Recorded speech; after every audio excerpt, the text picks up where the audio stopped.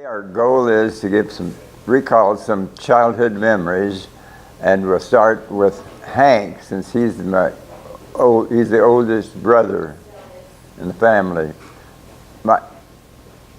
My memories of Hank are very positive. First memory I have is we stopped in.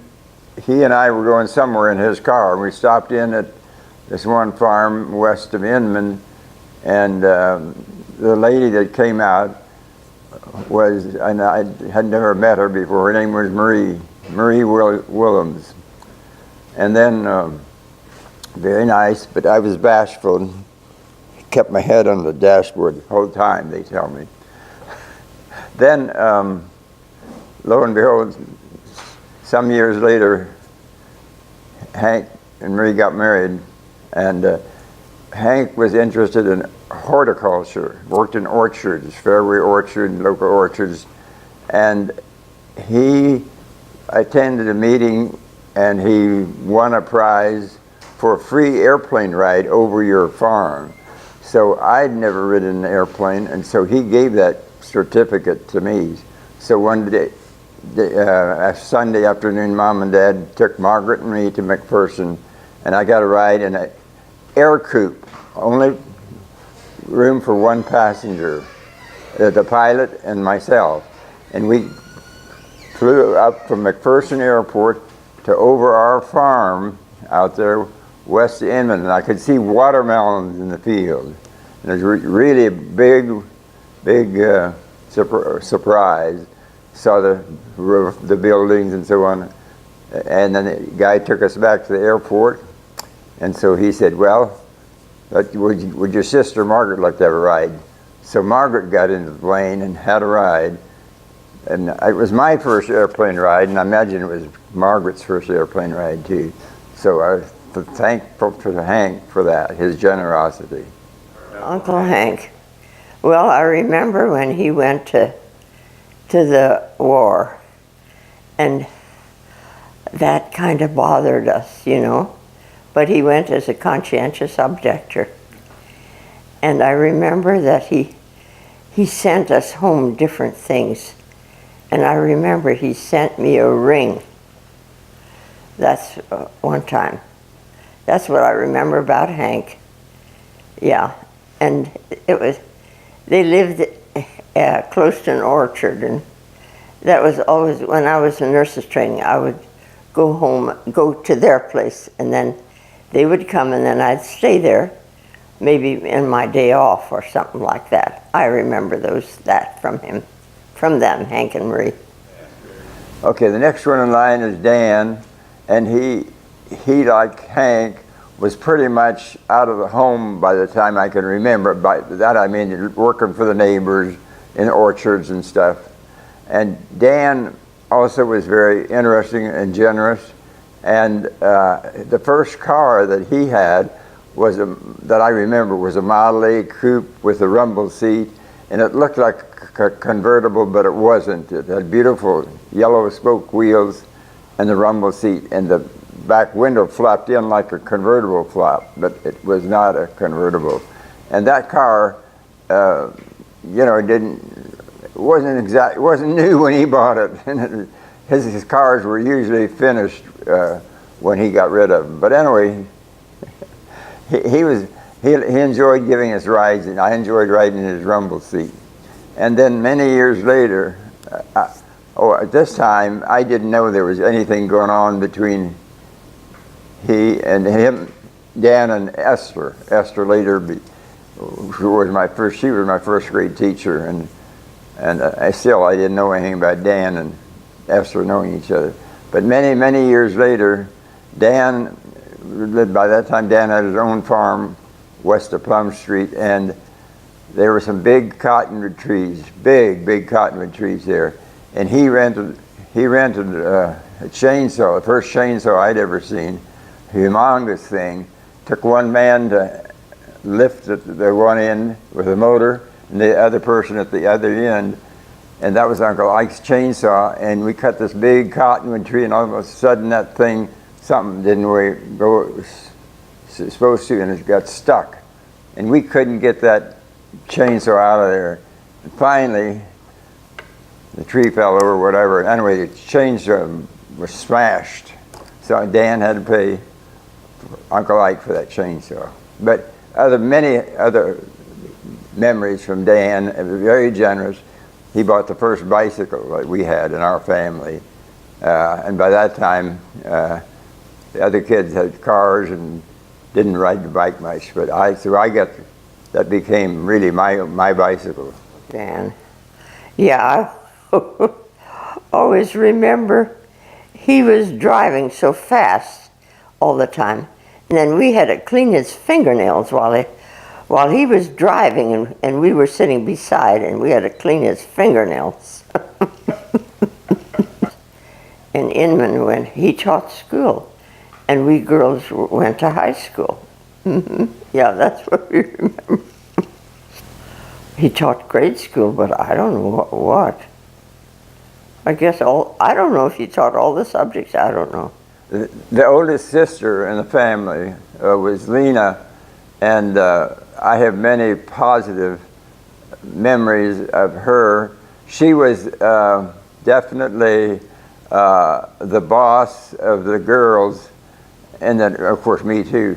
But when the parents weren't around, and Lena was a stickler for teaching, doing things right, neat, and she also was my vacation Bible school teacher at Little Valley Grade School during the summertime, and I thought Lena was a great teacher.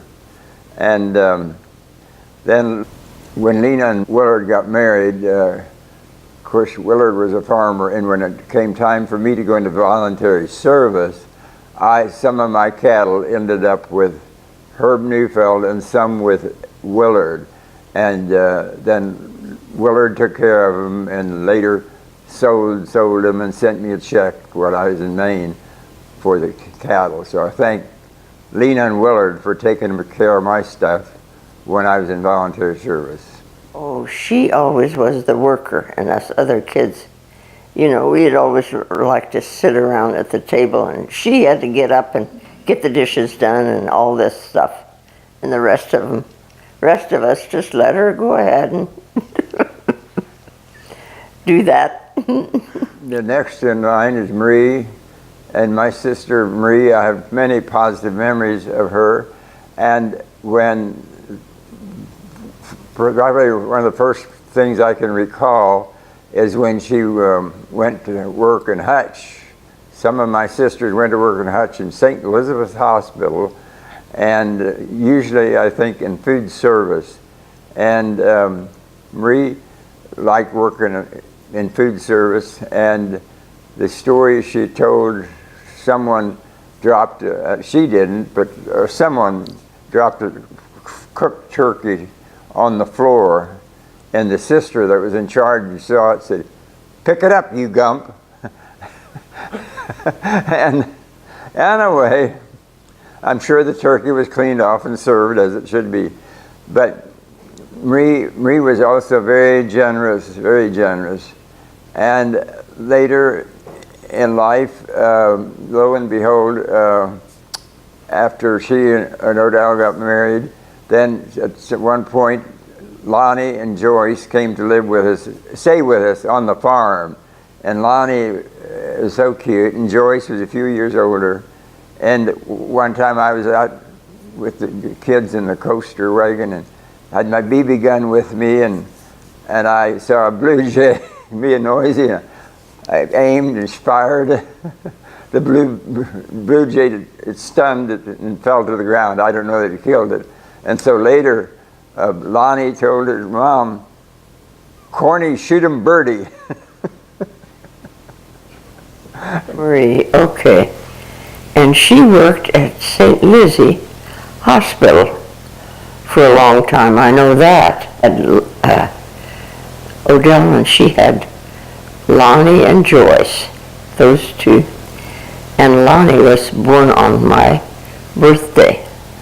He and I had a birthday together the same day, and he's been gone for so long already, I wonder how old he'd be now. I don't know.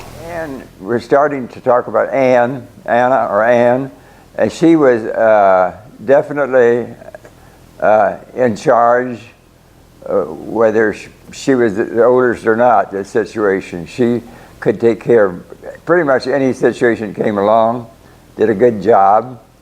And I remember going to her nursing school graduation, and I was so proud. And I think that was also the same time, but I'm not positive, that Lenora Bartle, at that time she was Abe's girlfriend, got graduated. I mean, but I was at both of their graduations, and I may be mixed up on that. But anyway, Anne was very pleasant, fun, and later on, when the girls got married, they each got a heifer or calf or cow, and Anne named her cow Susie. And well, she got me interested in nurses training. Yes, and she was, so she helped me kind of get started in nurses training. Yeah, that was very helpful to me at Bethel Deaconess Hospital in Newton. Yeah, and I loved it.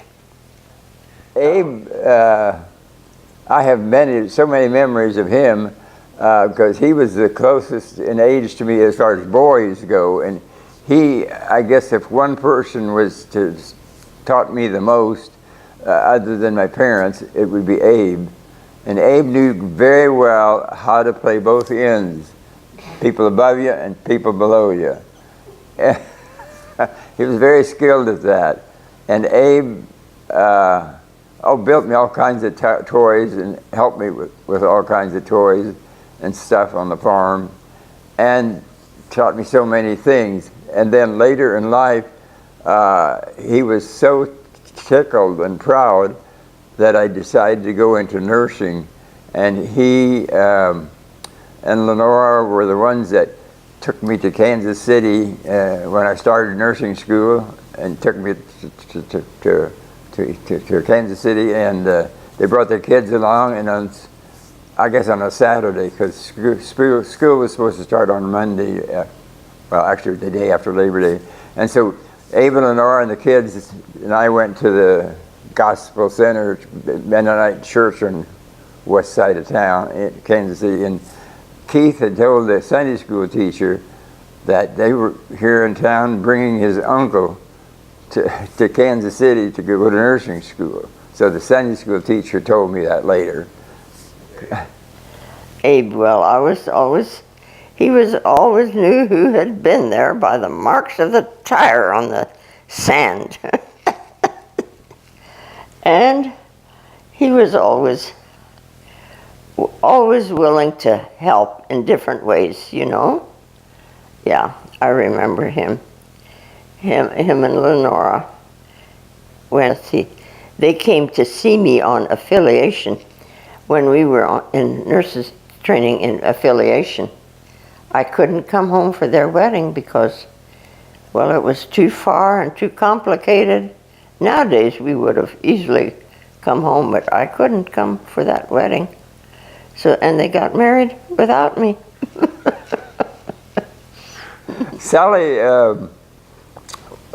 was a very interesting individual, and she knew too that she was boss of the younger girls. She couldn't do anything about the ones older than her, but she was the boss of the younger girls. So that left Kate and Margaret, and Sally would tell them what to do, and and Sally was very creative. She liked to play house, a store in a corn crib, which was a building on the farm, had a floor and a roof and slatted windows, so slat spaces, so you could put boards around there and put shelves in there, and we had a store in there, and empty tin cans, and she would nail spools on her heels, so she had high heels shoes. So Sally was very creative, and so was Sally, oh, she was always she always got by with things that we didn't. She always made the folks laugh, and then she would get by with it, but we didn't. We got the punishment. That's what I remember about Sally. Oh, but we liked her anyway. Another thing I remember about Sally, she wanted high heels, so she would go and hammer spools onto her other shoes, so she would have high heels. And Sally and I would always sing to Kate, "I wish I were a bunny all covered with white fluff. I'd jump up on your dresser and be your powder puff, puff, puff." We would sing, and then Kate, oh, she would close her ears. She said, "I don't want to hear that," and we would sing. Okay, well now we're ready for Kate. Kate was very nice too, and like playing with the on the farm with the littler kids. Kate was also pretty creative and liked to do things with herself too, but woodworking and so on. And then she was the first person I remember, first time I ever heard of culottes. And she had made culottes that looked like a blouse and skirt, but it was culottes, very practical. And I remembered that as a kid. And sometimes I would get envious. I don't think I ever talked about it, because the girls could put up fancy curtains stuff in their room, but it seemed like they didn't pay any attention to the room that I occupied. Kate, well, she was always very neat in particular. That's what I remember about Kate. We're ready for Margaret, and she was closest in age to me, only 5 years older, and the many memories I have of playing with her was in the playhouse, and the playhouse had at one time been a chicken house or something, but it was a small building with a screening and windows in the front and a door and a wooden floor, and that got moved from place to place sometimes on the house, around the yard. And Margaret and I played in it lots together, and we also played together upstairs, and she was a nurse and I was the doctor, I guess, because she had a little suitcase, and there were 4 bedrooms, and we'd have a doll in each bed and patients in each room. So that's one of the things we did. Later then, Margaret and I had chickens. We had they were red chickens, Rhode Island red chickens, and they laid brown eggs. And my parents always had Austro white chickens with a little bit of black in them. They laid white eggs, and so all those years we could tell which were our eggs, and so we get the money if it's X number of dozen brown eggs versus the poached white egg. So she was known as this girl that went through nurses training with chicken money. Of course, we'd send her that money in the mail, kept it in our little John Deere bank, and mailed it to Margaret. And we always called him Knips. Knips, whatever that means. Sally and we called him Knips. Oh. Was he spoiled? Oh, I don't know if he was. Maybe he was a little bit. We probably wouldn't own up to it, but anyway. Yeah, I guess you say I'm the baby, that's right. And the girls, I don't remember my brothers saying that, but the girls said that more than once, that I was spoiled, and I couldn't figure out where they got that idea. And because I really loved all of my brothers and sisters and brothers-in-laws and nieces and nephews. And of course, when Henry Lane was born, when I was 7 years old. 7 years old. He was born on the 12th of November, and I'm from November 11th. So then, boy, the world revolved around him, and he was a cute little guy. And then a year later, Mary Jane was born, and not the day, she was November 7th or 8th, I'm not sure, but a year apart. And so it was Laney and Janie, and they were great kids, and we treated them so special, and those two kids we spoiled. It's really about my mom. They would sell watermelons and cantaloupes. We'd have a trailer setting on the yard, and this one man, he was pretty well-to-do. He would come, and he came and he bought some watermelons. They were, I don't know, maybe we sold them for $0.10 a piece, and that man said, "Those watermelons are awfully small." And Mom would say, "Well, $0.10 is awful small too," she said. Oh, and then after she had said that, she felt so bad. She went and said, Grandpa said she didn't know if she should have said that. And then there was another lady. She had bought cantaloupes, and we sold them in the bushel basket. And she always said, "Can't you make it a little fuller? Can't you make it a little fuller?" When I went to high school, I knew not to go out for athletics because I knew my dad hadn't allowed the others to do it before, so I didn't even ask. But it was okay to get involved in FFA, and so I really focused on that. Abe had become, Abe and Arn Whittorf got the State Farmer Award degree in Kansas when they were seniors. So I made up my mind I was going to shoot for that. And I was successful in receiving a State Farmer degree when I was a senior. The only one that shied out from Inman High School at that time. Yes, we did. We had time for fun. Yes, we did. A lot of fun things happened there.